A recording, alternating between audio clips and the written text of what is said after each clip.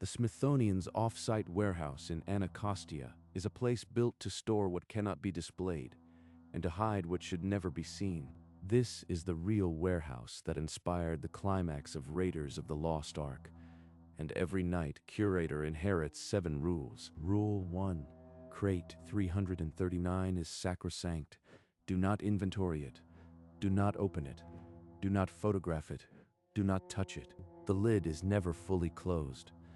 Someone tried once and swore the wood fought back, so it sits, always ajar. In 2014, a summer intern from Georgetown was assigned to inventory duty before anyone had briefed her on the rules. Her name was Patricia. She opened crate 339 at 11:47 a.m. in full daylight with other staff nearby. She stared inside for 14 seconds. Then a curator wrenched her away. Patricia never spoke again. The Smithsonian keeps a quiet list. 17 employees who required psychiatric care after working here, all paid under a vague occupational injury clause. 17 names. Some I worked with. They just slipped away. Now I'm reading their files, and I can't stop. Catherine pulled Patricia's incident report. She thought she was investigating a tragedy. She didn't know she was already being noticed. Rule 2. The pre-Columbian Isles speak to each other after midnight. Do not transcribe any word you hear. Do not even listen too closely. Catherine walked the long row of stone artifacts from the Yucatan, and the air itself seemed to thicken with murmurs. Those aren't whispers, they're syllables. Almost language. I could write them down. Number, Rule 2. She forced her pen still and moved on. Rule 3. The Egyptian mummy collection shifts location overnight. Restore them to their logged positions without comment. In the Egyptology aisle, a mummy's hand that had been at its side was now extended, pointing toward crate 339. Every night, a different position. One time, a whole sarcophagus was 2 aisles over. I just push them back and say nothing. Rule 4. The freight elevator on sub-level 3 stops on its own at 2:14 a.m. Take the stairs after 2 o'clock. At 2:13, Catherine stood before the elevator. The doors slid open without a call button, revealing the pitch-black shaft. It stops for no one. But I am not no one tonight. I'll take the stairs. After her rounds, Catherine paused at the intersection of aisles. The warehouse felt heavier. The crate's presence was a low hum at the edge of hearing. Rule 5. Items returned from loan to other museums are to be quarantined for 72 hours before reshelving. Some come back with extra weight. Catherine checked a pre-Columbian mask freshly returned from a traveling exhibit. The scale read 4.3 kilograms. The manifest listed 2.1. Twice the weight. Every time. I log the difference and don't ask.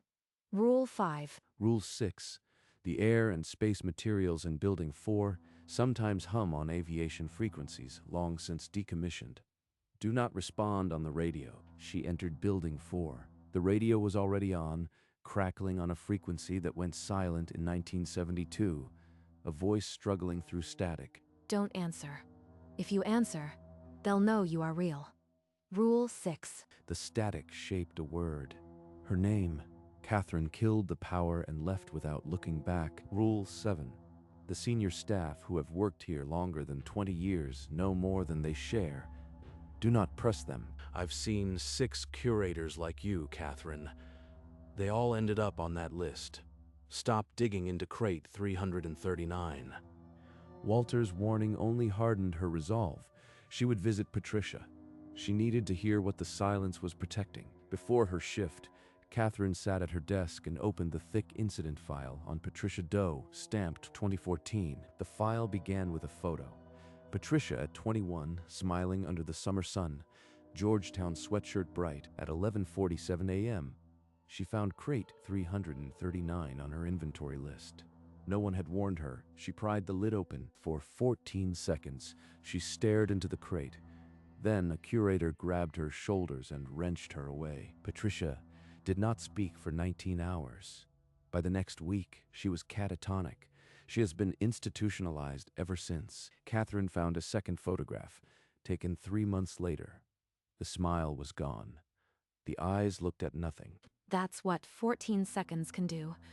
She was 21. Now she's 31 and still won't speak. The public record called it a research-related occupational injury. There was a newspaper clipping, brief and buried. I am visiting her tomorrow. She's the only one who can tell me what Rule 1 is really protecting. She locked the file in her drawer and began her rounds. But now she carried Patricia's face in her mind, and the silence pressed harder than ever. The next day, Catherine drove to a residential care facility in Maryland, a gray building behind a high fence. She was led to a sterile visitor room, where Patricia sat rigidly in a plastic chair, her hands flat on the table. Patricia looked older than 31, gaunt, with hair that hung lifeless. Her eyes never rose from the table. Patricia, I am Catherine. I am a night curator at the warehouse. I've read your file. I need to understand. She placed her notebook on the table, opened to the list of 17 names. Patricia's gaze dropped to the page, and she flinched. She knows every name. They're scarred into her memory. I can see the fear of another one being added. When Catherine asked about crate 339, Patricia's head lifted. A faint amber flicker burned in her dilated pupils. She won't speak. That glint, it's trapped inside her. 14 seconds did 9 years of this. Catherine rose, the chair scraping. Patricia's eyes followed, but her lips stayed sealed. The silence was more damning than any confession. She drove back to Washington with a cold knot in her stomach. The rules weren't protecting the crate. They were protecting her. That night, Catherine didn't make rounds. She sat at her computer, searching the warehouse's internal catalog for crate 339's origin. She found a transfer document. 1983, British Museum to Smithsonian Institution. Item, unidentified pre-Columbian artifact. Before that, a photograph from 1924 of French archaeologist named Dr. Arnaud Moreau, holding a wrapped object in a Yucatan jungle.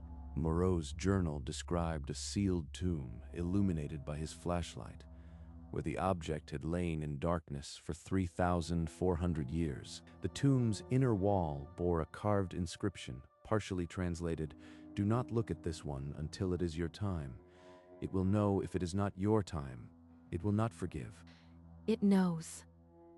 That's why the rules work. It's not a curse. It's a sentient thing waiting for a specific person. She cross-referenced employees on the psychiatric list with their start dates. Each had worked near crate 339 before their breakdown. 17 people. It considered each one. It decided they weren't right, so it destroyed them slowly. The warning was both a threat and a promise. Survival depended on never looking. But what happened when your time came? She shut down the computer and walked into the dark warehouse. The crate sat in its aisle, waiting, as it had for decades. Catherine found Walters still at his desk after midnight, the only light in the darkened administrative wing. I know about the British Museum transfer.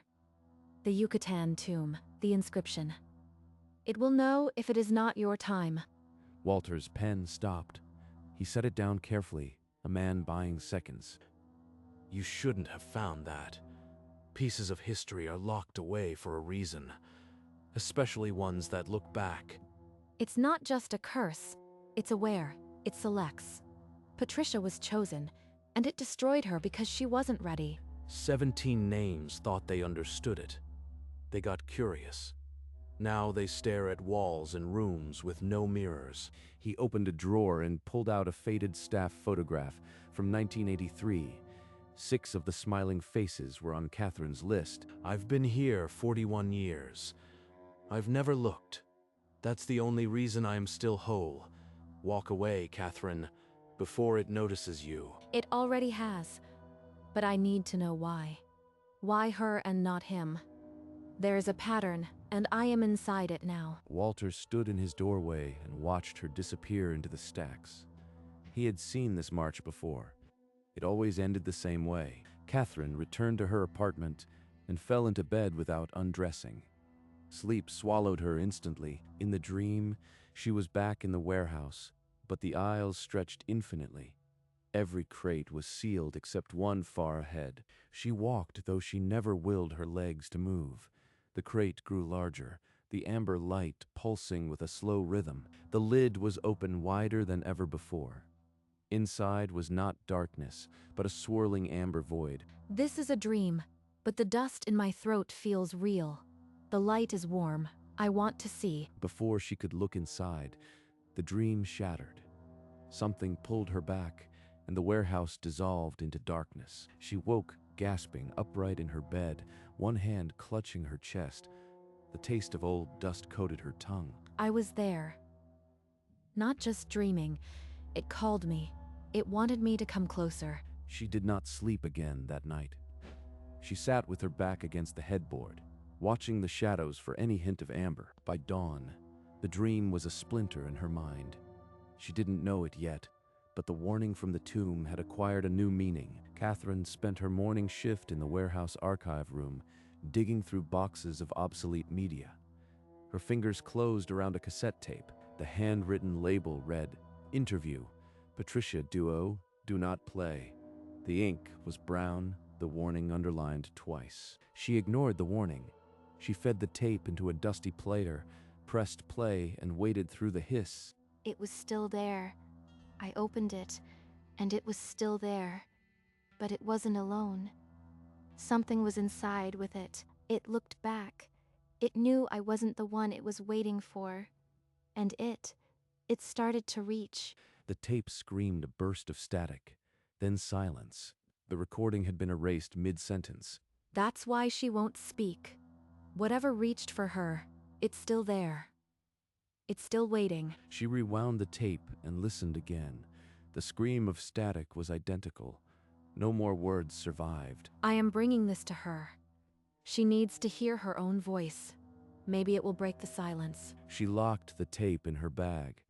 The afternoon sun was bright outside, but all she could hear was the echo of Patricia's whisper. The following day, Catherine returned to the care facility, the cassette tape heavy in her coat pocket. She was led to the same sterile room.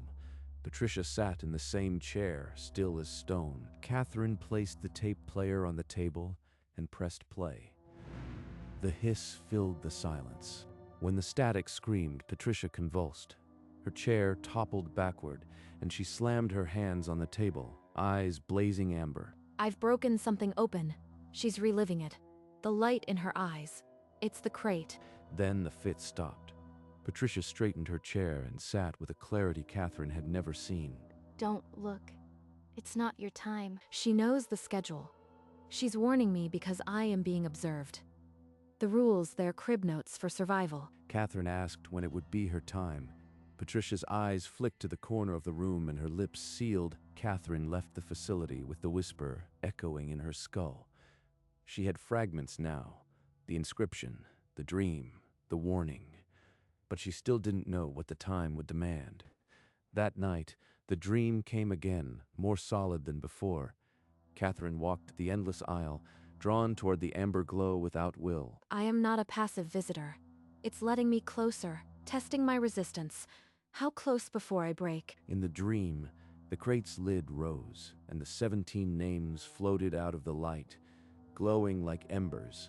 One by one, they snuffed into darkness. They all dreamed. That's the first symptom on the path to institutionalization. I am on the list now. She woke with the names burned onto her retinas. She staggered to her desk and opened her notebook of research. 17 names. 17 dreams. The pattern is exact. She cross-referenced psychiatric intake dates. Each victim began dreaming within a year of their first documented exposure to the crate. None lasted long after. The dreams are the invitation, Patricia said. Not your time. So I am being evaluated. Not yet rejected. Not yet taken. The artifact wasn't a simple curse. It was a slow, patient selection process. And Catherine was now in the final stage. She had to know what time meant. She had to push Walter for the truth he'd hidden for 40 years. Catherine stepped into the warehouse for her shift. The overhead lights flickered in a wave that traveled toward Building 4, as if something had noticed her arrival. At 2:14 a.m., the freight elevator opened on its own, the shaft a mouth of absolute black. The doors stayed gaping until Catherine passed. It's never done that before. The elevator always stopped at 214, but it never waited for someone to walk by. It's performing. In the Egyptology aisle, the mummy's hand had shifted again. This time, the withered fingers pointed directly at Catherine. The mummy always pointed toward the crate. Now it's pointing at me. The crate is telling everything to watch. In Building 4, the radio crackled. The decommissioned frequency shaped her name clearly, 3 times before dissolving into static. Rule 6 says don't respond, but it's begging for acknowledgement. It wants me to know. It knows my name. The warehouse shadows pulled free from their objects, crates and shelves, and stretched along the floor toward her feet. This isn't random. The whole building is aligning toward the crate, so I'll go to the source. Catherine walked with rigid resolve to the aisle where crate 339 sat. The amber glow pulsed faster now, like a heartbeat. She would not open it, but she would not run. Catherine drove to the care facility one last time, the drawing of what she'd endure already forming in her mind. In the sterile visitor room, Patricia sat with her hands folded, her posture straighter than ever before. Clarity had found her eyes. It's closer to you now. The glow follows you into the room. I can see it in your pupils. Patricia picked up a stub of pencil and a scrap of paper from the table. She began to draw. It chooses. You can't run. But you can survive if you don't look. The paper held a spiral, dense with tiny, unblinking eyes, all staring outward. It felt like the pattern of an ancient trap. Not looking. That's the only weapon. Refuse the one thing it demands. Simple. Impossible. Catherine folded the paper and tucked it into her blazer. Patricia's hand shot out and seized her wrist. Don't look. Not even when it feels like it's your time. Not ever. Catherine returned to the warehouse under a gray morning. She stood before crate 339 with the spiral in her pocket and the warning in her skull. She would face it without opening and hope that was enough. She waited until the night shift was quiet, then entered the warehouse alone. The overhead lights dimmed as she passed, as if the building itself was holding its breath. Camera to record. Crowbar if I need to defend myself. But opening it isn't the plan. Just make contact. She stopped before crate 339, the amber glow already responding, pulsing in time with her heartbeat. She set the crowbar and camera on a nearby crate. No weapons, no recording. Just me and it. If it wants to communicate, it will. The crate's lid was ajar as always. The opening seemed to breathe, the sliver of light growing brighter and darker in a slow rhythm. Catherine removed her right glove. Bare skin, she felt, would send the clearest signal. Her hand trembled as it approached the wood. Her fingertips made contact. The wood was warm, as if living. A low vibration traveled up her arm. The amber light flared bright, then dropped to a dim flicker. The crate shuddered, a sound like a deep inhale. It knows I am here. It's acknowledging me, but it's not pulling. It's waiting to see what I do. The contact was made. Catherine had crossed the first threshold, but the black maw of the crate remained a sliver of light she would not yet look into. The contact unlocked a torrent. Images not her own flooded Catherine's mind. Patricia's scream, the archaeologist's terror, ancient stone altars running dark. She saw Patricia at 21. Her face frozen in that silent scream as the crate's light devoured her. She saw Dr. Moreau in the Yucatan, dropping his wrapped find, eyes bleeding from looking too long. Then ancient hands, cutting, offering, a civilization that built a tomb to contain a thing that refused to be contained. It's been collecting witnesses for millennia. It doesn't just pick us. It devours our fear and leaves the shell. The crate's breathing became audible, a slow pull and release of air that matched her own lungs. It's not just sentient, it's hungry, and it knows I am not eating. It will wait until I break. She tore her hand away as if from a hot stove. The connection snapped, and she stumbled backward, the warehouse spinning. The crate's light dimmed to a sullen ember, but the images remained seared behind her eyes, a catalog of the broken. She had not looked inside, but the abyss had looked into her, and she would never be unknown to it again. Catherine stumbled back to the main exit. The heavy door was locked. It had not been locked an hour ago. The warehouse lights flickered and died. Down the corridor, the elevator doors opened and shut, a metronome of dread. The shadows peeled from the shelves and stretched along the floor, a corridor of black fingers pointing back toward the crate. She walked back, her feet refusing other paths. The crowbar still lay on the floor beside the crate. She picked it up. If I just look, I'll know. Patricia looked and survived. Maybe I am strong enough. The crate's lid rose higher, the amber light spilling out in a thick wave. Inside, something vast shifted. Catherine raised the crowbar. A single swing would shatter the lid. She could end the not knowing. Don't look. Not even when it feels like it's your time. The crowbar trembled. Her arms ached with the need to swing. But the warning wrestled with the hunger. She stood frozen in the aisle. The crowbar raised, the crate glowing, waiting. The decision balanced on the edge of a blade. The crate's light enveloped her, and she saw two futures. In one, she was an old woman in a padded room, staring at nothing. In the other, she opened the crate and was flooded with ancient knowledge, her mind expanding, her life becoming legend. It's a lie. The knowledge it offers is the same thing that hollowed out 17 people. I will not be the 18th. The lid rose further, the light now a solid pillar. She could see a shape pressing against the gap, waiting for her gaze. Just a glance. To know, after everything I've risked. Don't look. Not even when it feels like it's your time. Catherine yelled, "No," and clamped her eyes shut, the crowbar clattering to the floor. The light boiled against her eyelids, but could not breach them. The crate's lid slammed shut with a sound like a mountain settling, and the warehouse plunged into absolute darkness. For long seconds, she did not move. Then the emergency lights hummed back on, weak but steady. The crate was dark. She was still whole. She retrieved the crowbar and walked out. Dawn was bleeding through the high windows. She had not looked. She was still herself. Catherine drove home through streets washed in cold dawn light. The crowbar lay in the passenger footwell, still warm to the touch. She fell into bed without undressing and slept with an emptiness she had not known for weeks.